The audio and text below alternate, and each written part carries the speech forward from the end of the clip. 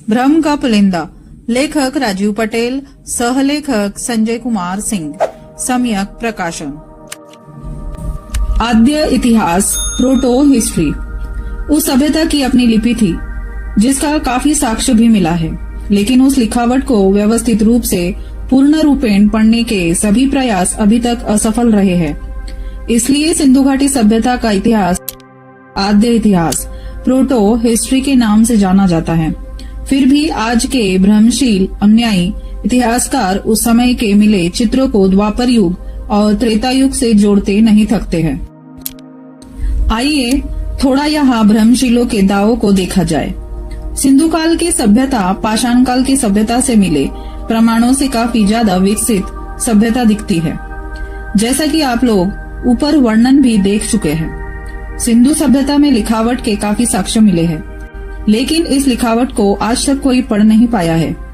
फिर भी भ्रमिकों का संगठित गिरोह पाषाण काल के मिले शैल चित्रों के जैसा यहाँ से प्राप्त सभी साक्ष्यों को अपनी स्वार्थ की भ्रमिक संस्कृति सतयुग और द्वापर के कथा वाले पात्रों से मिलाते हुए विवेचना करता रहता है।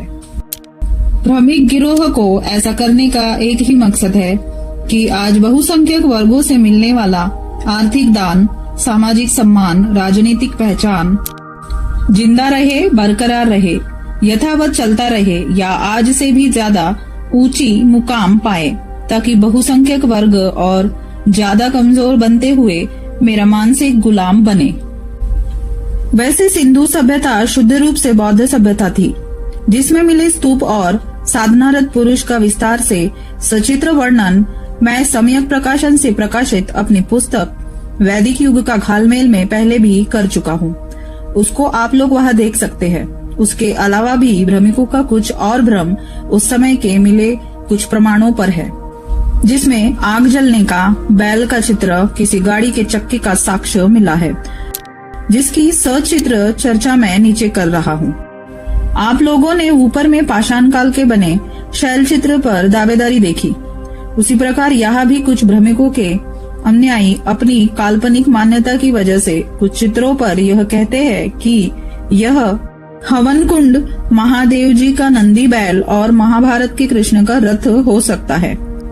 हो सकना और होना में कितना अंतर है, इस बात की समझ आज तक भ्रमिक लेखक या उसके संगठित गिरोह को नहीं है।